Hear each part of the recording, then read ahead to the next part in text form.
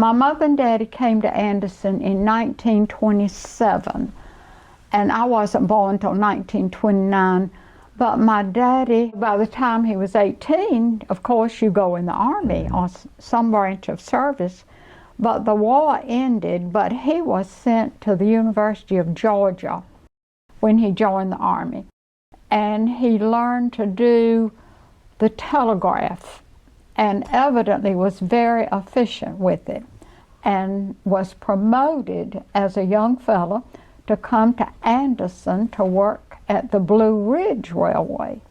And the Blue Ridge, I have learned later, was a short line of the Southern. And so things rocked along, and later on he became the superintendent. And he came to Anderson, and the Blue Ridge, where would they have been headquartered? Where was his office? Right down here on Main Street. And it was so much fun. I remember growing up, going in his office, those big old tall steps, and they're still there. And my son even owned the building for years, and it was fun to reminisce. But the best part of it was where you would go all the way downstairs where the trains came in, and there was a little place called the Union News. They sold magazines, Hershey bars, Coca-Colas. People would pick them up to read on the train. And that's where I was when we heard about World War II. On a Sunday afternoon, my daddy took me down there, and I got to have a real Hershey bar and a real Coca-Cola. Now, children can't imagine that that was such a treat, but it was. And the radio came on and said that Pearl Harbor had been bombed. And that was down by the viaduct, and then that's where you would get on and off the train? Off the train. When I was a child, all of our vacations, it would be my mother and daddy and me and my aunt and uncle and their children, because my uncle also worked for the Southern. Okay. So we rode free. And our vacations had to be things like Washington, New York, anywhere you could go on a train. And I wanted to go to the beach. So one year we went to the beach. You know which beach we had to go to that had a train? Miami Beach. But it was wonderful. I loved the Pullman car. You could even have a little, like a little bedroom, you know. And the dining car was wonderful. Oh, it was so much fun. But when you get old enough to go off to college, we would get on the train. It was Calhoun. It wasn't called Clemson then. And we would ride to Blacksburg. Then you would get off of there and go on something called the Peavine. And it would let us out at the back gate of Winthrop. Usually on Sunday nights there were a lot of people. You see, I even have on blue and white today. I didn't think about it, but we wore uniforms at Winthrop. We wore navy blue and white. And Winthrop at that time was all girls, yes. No boys. No boys, no. And stepping back, when you were in high school, where did you go? Girls High, right here. And what was there about Girls High? There were no boys. No boys. But you could go down to Boys High. I was lucky. I was the editor of the paper. The Girls High paper was called Hannah's Gals.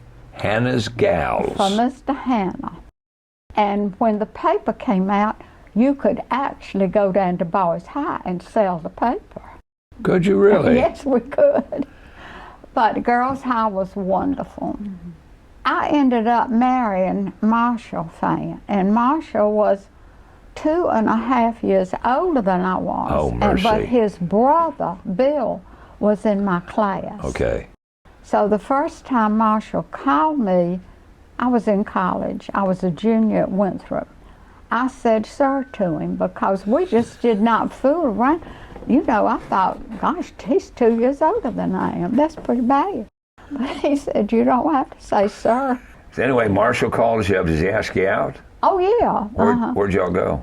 Well, the first time he called me, I already had a date, and he said he ought not call me back. But Then he called back, and we went. I tell you exactly where we went. We went to the steakhouse in Walhalla. Did you really? Right. Because he was already through school. Yeah. Was he working? Yeah, he was working at the store. Mm-hmm. And tell me about the store. It started in 1851. In my generation, it was on the square by the old Plaza Hotel, Right. not the Shakola. Right. It was called the Plaza. And it stayed there. And what did it sell? It sold books, but in its earlier days, they sold a lot of flowers too.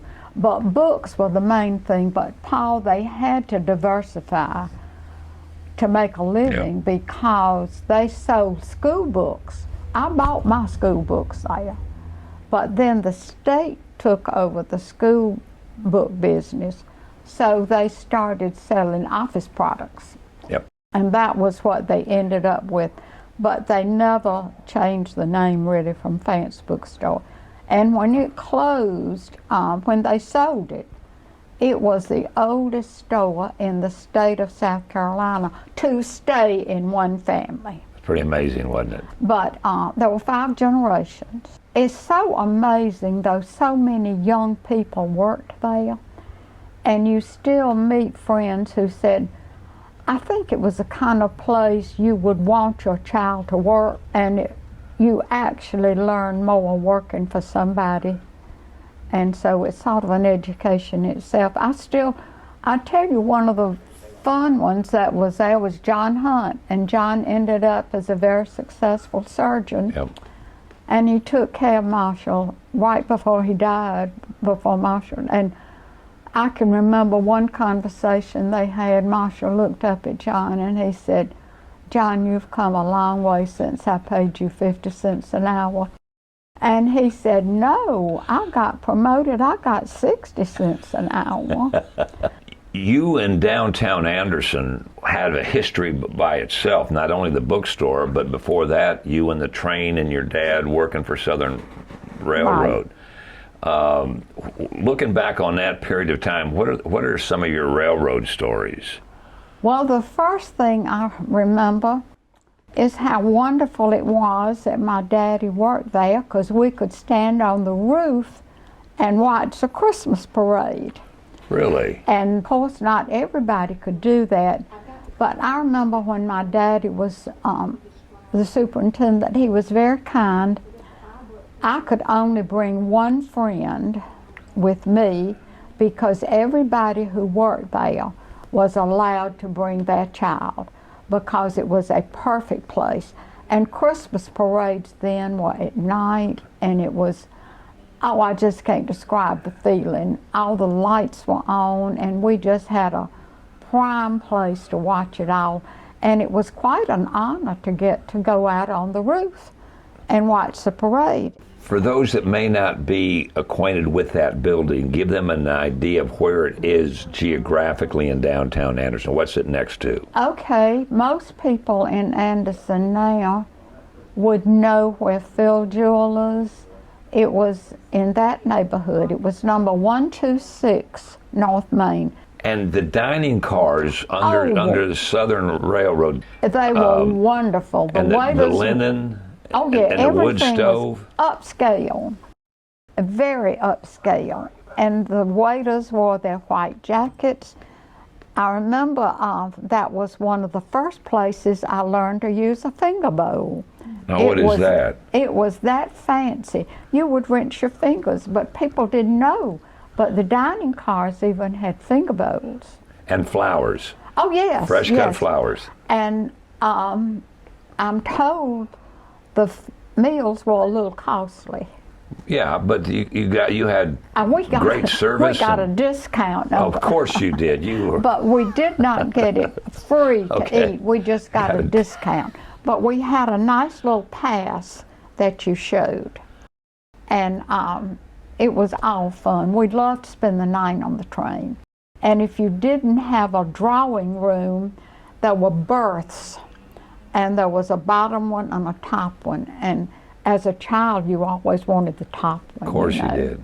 How has downtown changed in your opinion, and has it gotten better or worse than what you remember it as? Well, Well, it's changed because downtown is where we came to shop. I mean, clothing and shoes. And now they're not that kind of stores. But I love Anderson. That's why I go to the Brew. And I guess they like it because they asked me a question and they said, is that really what happened? Because they've gotten all their information out of a book. And for those that may not know, tell me what the Brew's about. Oh, the Brew is, I think, sponsored by the city. It is? And new entrepreneurs pitch their business. And then people try to give them feedback on how to make it successful. And I'm sure that as long as I've been going, there's some of these entrepreneurs who have not made it. Mm-hmm. I'm sure of that. Yeah. But some of them have.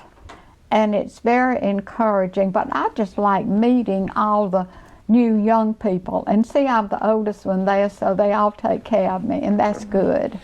And what do they ask you? What business are you in? Yeah, they always want to know what business I'm in. But I do, what do you tell them?